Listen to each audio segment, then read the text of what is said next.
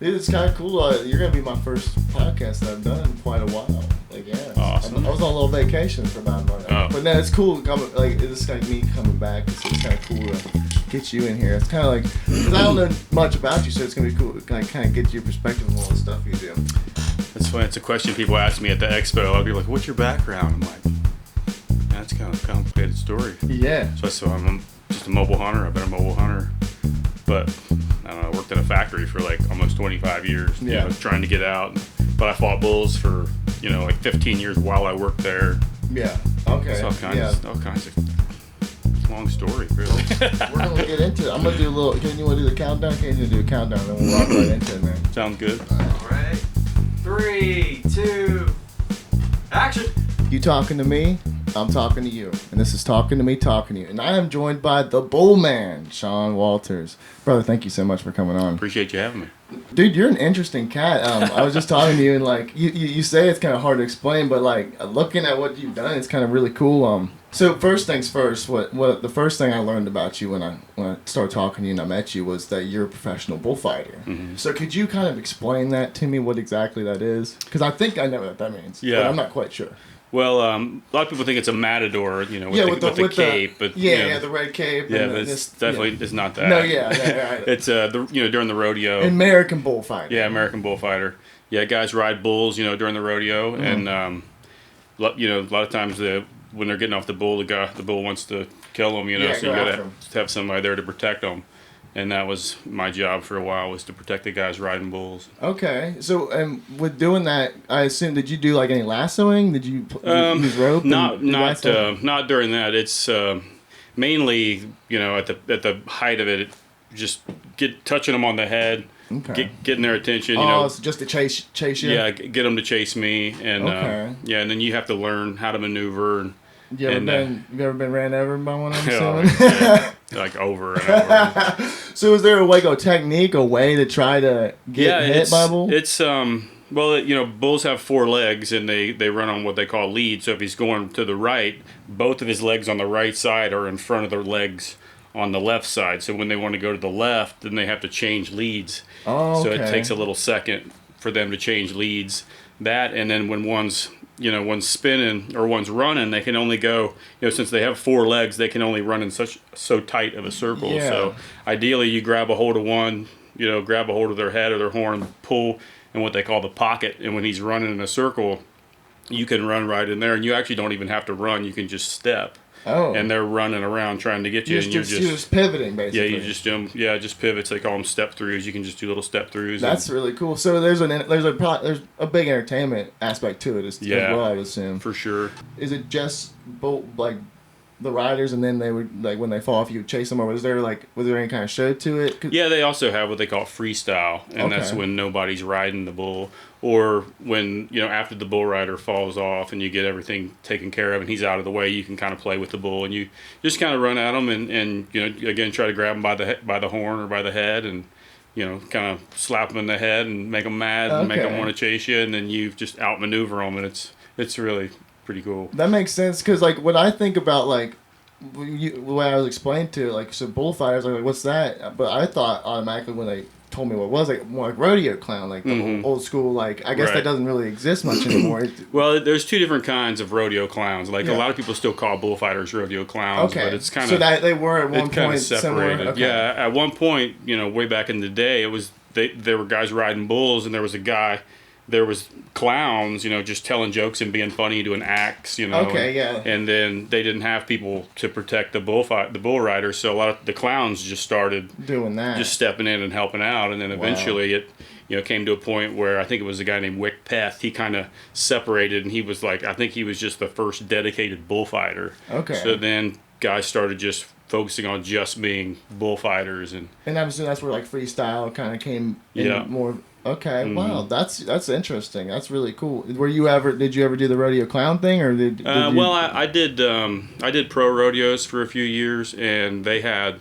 they had clowns, and then a lot of times the clowns need help, so with acts, and it's typically the bullfighters help out, and you make kind of extras, and that's cool. Extras, and I've more for the skill, less for the banter, and right. Yeah, that's cool. I wasn't the greatest at being funny. So there's not this weird like beef in between the rodeo clowns and the bullfighters. No, a lot of times they're cool and cordial. Yeah, That's buddies, awesome. That's cool that a community of the same sport type can kind of combine each other's skills and entertainment. Right. So that's really cool. Because typically the rodeo clown, he gets in the barrel. A lot of people talk about, are you getting in a barrel? But it's they call them rodeo clowns or barrel men. The barrel men, they get in the barrel to hide from the bull, right? Yeah, and they can kind of, with the freestyle, they can kind of help out, and they can roll the barrel up, and you can kind of use the barrel, to get closer to the bull and do tricks, jump over the bull off the barrel, when you're doing freestyle and stuff like that.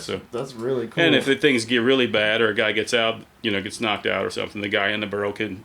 A lot of times they'll get out of the barrel and help out, and a lot of times the barrel man are retired bullfighters. Dude, I did not know. That's really interesting, man. And so you said you did that for like what, 15 years? You said somewhere around there, yeah. That's a long time. Yeah, it was a long time. Did you ever obtain any injuries? Get hurt? Yeah, I broke a good bit of stuff. I had surgery on my hand. I had a plate and 5 screws in my hand. Oh, wow. I've had some screws in my shoulder and broken ribs and been knocked out. Yeah.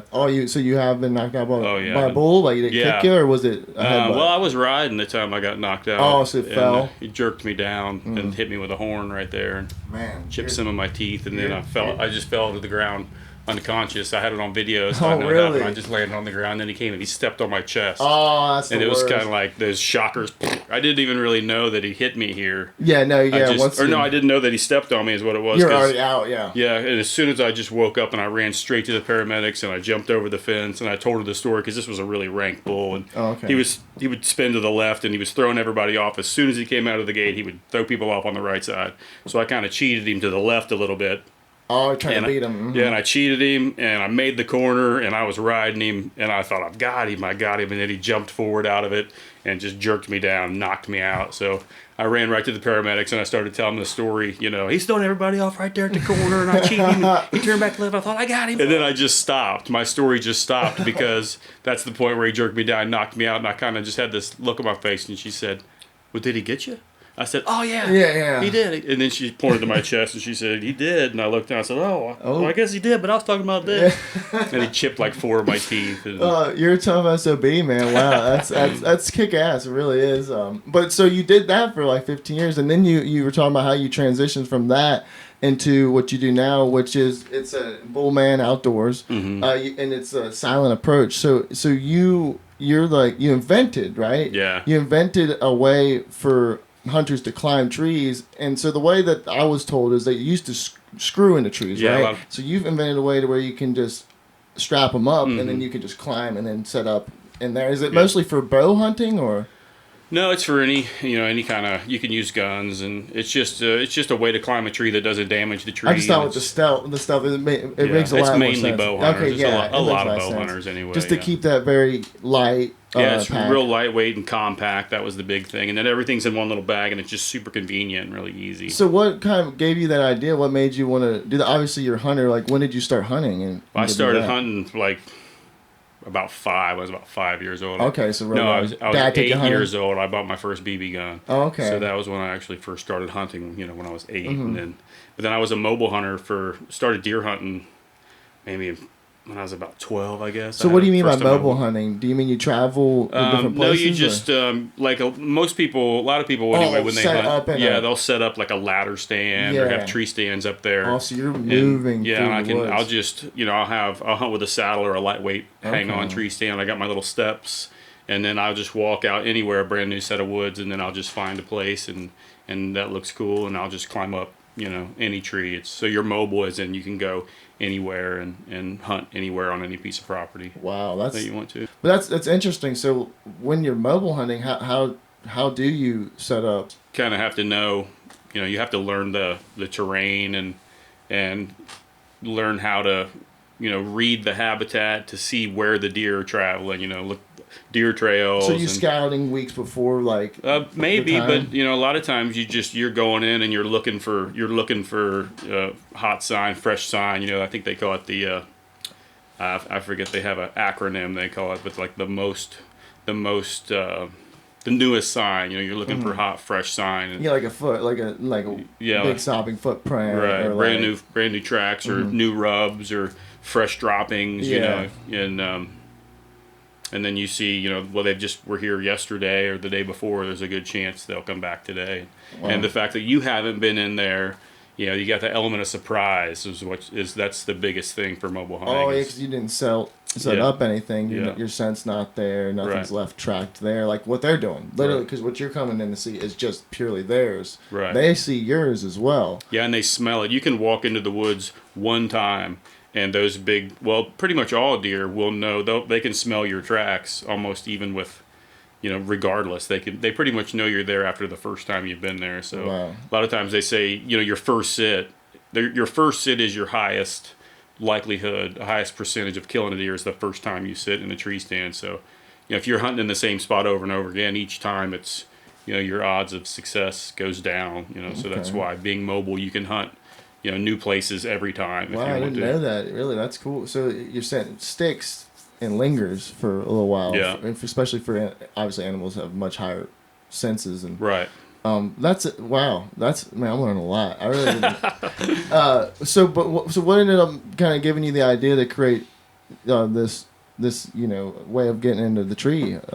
Well, I tried everything under the sun, like every way, screw-in steps and every different method they had on the market. You know, I was constantly searching for you know, a lighter, easier, more compact way to climb, and I just couldn't find anything that I liked. And so I thought, man, I'm just gonna make it, you know, because I thought if I'm having this big of a trouble, I'm sure there's guys out there. Also, this just came out of a occurrence. Ultimately, I made it for me. You know, I mean, these products nice. I made for myself. It was like I want this. I can't find it, so I'm gonna make it ultimately for myself, and then sell it. That's the best. That's the best kind of like technology and inventions, man. It's like you find a problem in something you enjoy, and then you create the solution. Next thing you know, it works for everybody. I mean, that's talk about DreamWorks, man. American Dream kind of stuff. That's 100%. Really cool. That's really cool. So you use this, I'm assuming, every time you go hunting. Mm-hmm. And so what is that? Is it called the silent approach? Is that the silent approach steps I actually just discontinued. I sold the last one. Oh, so I think last month. Sold out, boys and girls. But I've got new ones coming. I've got new versions. It's the same concept as the silent approach. It was a reversible mirrored step. I just worked on the way it attaches to the tree, the way it interacts with the tree. I've got some features that are patent pending on the way it's concave, the way it attaches to the tree and interacts with the tree. And there's big issues they call side pressure. You know, all steps and stuff have slowly issues will start to bend on the handle. When you step on them from the side, if you put any pressure from the side, they'll slide. Okay. So I started working on this new step design with side pressure specifically in mind. Okay, wow. And worked on creating that. So just being innovative within so how many series of these have you done so far? This is the second. Well, this is actually the third step. I made the silent approach step, and then I made a aluminum step I called the Pioneer step. Okay. I still have those. I'm closing those out.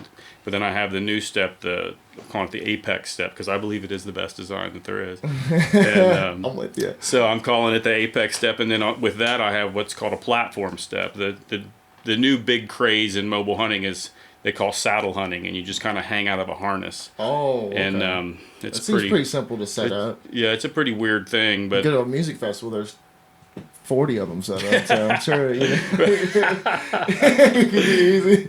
But then some people use what they call a ring of steps, and they put steps on one strap around the tree, and you're hanging in that harness from a rope, and you can walk around the tree on those steps.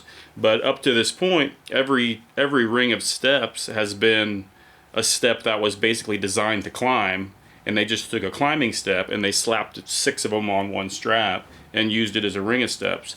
And I took the findings that I did with the new Apex step, how it attaches to the tree and doesn't have issues with side pressure, and I put a flatter, wider top on it that was designed specifically for the ring of steps. So it's the first step ever designed specifically for a ring of step. That's amazing, man. And you're really going thoroughbred with it, like just 100% into it. Yeah. And Josh was kind of telling me, like, so you the way he explained it to me is that you kind of like so he talked about this book you read called The Secret, right? Mm-hmm. So he talked to me about that you read that and how you kind of started just manifesting all these things in your head, and you said, I'm gonna do this factory job, and you were talking a little bit before the podcast. I'm gonna take this factory job, and then I'm gonna slowly convert into my own business. And it's cool to see things like that. What kind of set you up into going into that kind of mindset, man? Well, it was rodeo. My first year, I got into the pros fighting bulls after like my fourth year. I went really quick into the pros, and they had some big old honking bulls, from this pro company called J Bar out of Michigan, and these bulls, man, they worked me over. They're the ones that I got five screws in my shoulder. It's called a permit year. It wasn't even my rookie year. Oh, but my first year on track. Yeah, they took me out, and I did enough rodeos to qualify though to get my card. You did it for 15 years after that. Yeah, but it was like the first year. It was like some days I could touch the bull on the head, and some days I could get that close, but I couldn't get any closer, and I'm like, what's going on? It's all mental. It's got to be in my head, Yeah. So then I read a book. The first book was Cybernetics, and there was a world champion bull rider, Gary LeFew. He's the one that recommended that book, and it's about cybernetics. Psycho's the brain, cybernetics is the steersman, so it's how you can steer your brain to do the things that you need to do. And there was techniques in there called the theater in your mind, where first you have to learn to meditate, and then you visualize everything that you want to do, all down to the very last detail. Play it over and over and over. The flag blowing in the wind and everything, and I did that for a long time, and then that that kind of just led into other aspects of increasing neural capacity, and so it was and then The Secret, it's just kind of the same philosophy with it's a mindset and thinking, visualizing affirmations, you know what I mean, and having getting yourself comfortable in what could be those situations, right, and rehearsing those situations they call it the theater in your mind, so like the first times I started doing this, I had to learn to meditate and get relaxed. I mean, completely in a meditative state. And one of the first times that I did this, the guys would get ready fighting bulls, and they would take their wrap. When they would ride bulls, they'd burn their rope, and they'd put their hand in the rope, and they'd take their wrap, and they'd slide up. And when they would slide up to get ready to nod their head to open the gate, I would slide backwards, and I would get down, and I would get ready. So I'm watching everything that's going on right up to the point where they open the gate. Then when they open the gate, right before they do, I slide back and get into a position. So I'm doing this in my mind, in the theater in the mind, and when I'm completely relaxed.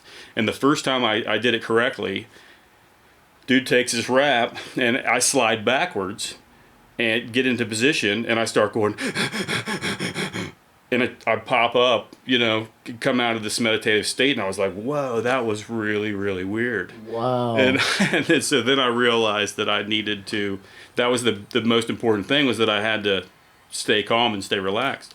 So the first bull that I actually got through and got to buck, I would, in my mind, I would say, okay, this big bull is going to come out, go two jumps, turn back to the right, and the guy's going to come off on the left side or whatever. And I had to work that situation. And bull would come out, he'd come around, I'd go to make a save, and this bull just blasts me, in my mind. So I'm like, nope, that's not it. And I would rewind it, put him back in the buck and shoot, and I'd buck him again until I got that bull right. And then I would bring another bull in the buck and shoot. This is all in my mind in the meditative state. And I did that thousands and thousands of bulls. Wow. So it's trying to get yourself almost to a dreamlike state where you're in a 100%. Part of your mind where you're subconscious. Yeah, where you subconsciously just get comfortable. It's almost like speaking, how we could just fluidly speak words out without actually thinking, like in a momentary. Right now, I'm just talking. I'm just saying things just coherently because I understand the language. It's like this sub-texture in your brain that just allows you to be 100% in it at all times. It's such a strange thing, and man, once you find it, it can lead, like you said. You're a great example of that, man. You manifested all this, and it's cool to see how human beings who are very anxious and nervous creatures. We don't have horns. We don't have sharp claws. We're not really, really strong mammals. Right. But to see us get comfortable with these situations because of our intelligence, right? It's such a crazy inspiring thing to see people achieve like overall things they've concepted 10 years prior, you know? Right. Because everyone gives up, man. Right. Everybody gives up. Only certain people succeed after not giving up for about that long. Right. And so it's interesting. And like I said, man, you're an interesting guy. One other thing you do that's really cool is, on top of all this, is you're a musician. Mm. So you've been playing music. How long have you been playing music for? I know you've been doing it for at least 15 years as well. I think I started playing guitar, I think, when I was about 22 or 3 is when I started. Okay, so playing. long time. I haven't, like there was times in my life, like when I was rodeoing, where I didn't walk anywhere without a guitar on my back, you know, like everywhere I went, I was playing, whether people wanted to hear it or not, you know. Yeah. And since I quit fighting bulls, you know, a handful of years ago to start building this business, and I haven't been playing near as much as I was then, but I'm trying to get to the point where I have more time, and music is, you know, like number one on my radar. You played your first show back out, kind of, and you said 10 years. Crooner Circuit. So Noah Smith's Crooner Circuit. Shout out to Noah Smith. That's my dude. And so that was really cool, man, to see. You got the you played by Josh's side. You guys shared the stage for the round, and he kind of sung a little bit of harmonies and stuff. But it's cool, man, seeing you play, because, like I said, I learned that you were, you know, a professional bullfighter and all that. I just didn't know you were a musician. Then you hop on stage and you got songs, and it's really cool, man. You're like a man of many, you know, talents. What kind of got you into playing music? My dad was a singer. He sang gospel, and when I was a kid, he used to travel around on tour bus. You know, he sang with a big quartet, you know, and they'd travel around to churches, and he sang. And then all of his, you know, my family on my dad's side, the Walters, they all sing, and they all sing gospel music. My Uncle Dan, he writes, you know, he wrote his own stuff, and he said they, I guess back then there was the Louvin Brothers. I don't know if you've heard of the Louvin Brothers, but they were a big thing back then. They had you know, they had a label, and the people that had the Louvin Brothers on the label. What year was this?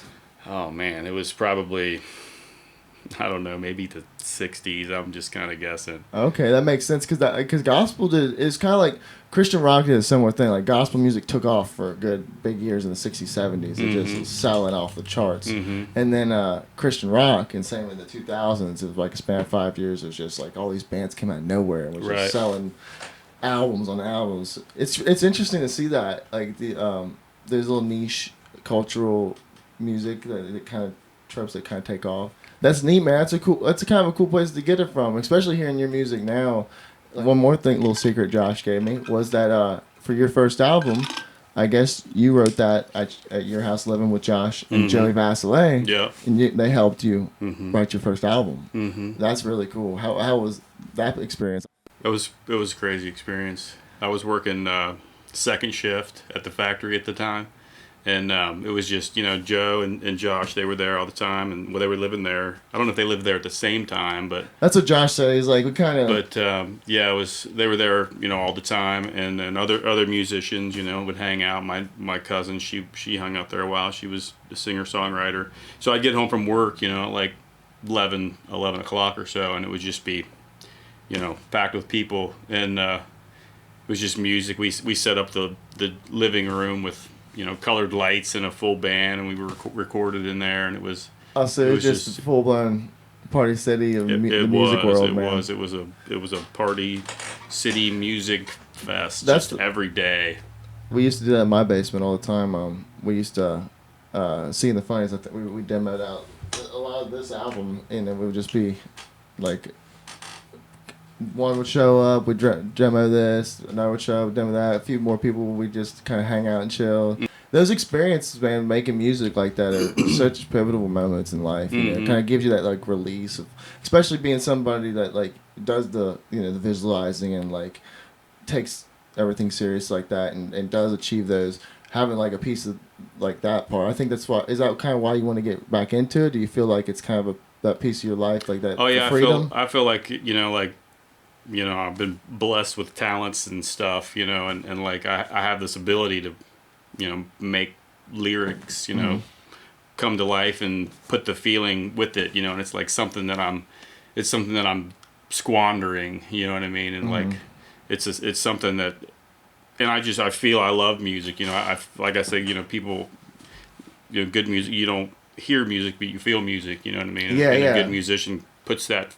You can convey that feeling. You know what I mean? And I just love that, and I love feeling the music. I love good harmonies. You know, and it's like it's just a feeling. You know, when it's just grooving and you're in the zone, and you know, and the harmonies are there, and it's like you really can't explain it unless you have done unless you've been there, been a part of it. And dude, I relate to that wholeheartedly, very much so. I've played music for it's like 15 years now, but I don't do it as much as I used to. So I've kind of like put it down to do other things as well. And so I relate to that, and I'm gonna take that to heart. I'm gonna work on the music thing a little bit more. You should. We all should. We all should do the things we're blessed with, the talents we're blessed with. Let people experience it. Let yourself experience it. Hell yeah, man! I get with all that, John. Thank you so much, man. No problem. It's been a blessing, man, talking to you. Appreciate it. You're an interesting dude. I said that. I didn't know he was that interesting, man. Jeez, that's some cool stories, man. I really appreciate you. Thank you very much. I appreciate you, buddy. This has been Talking to You. Thanks for watching.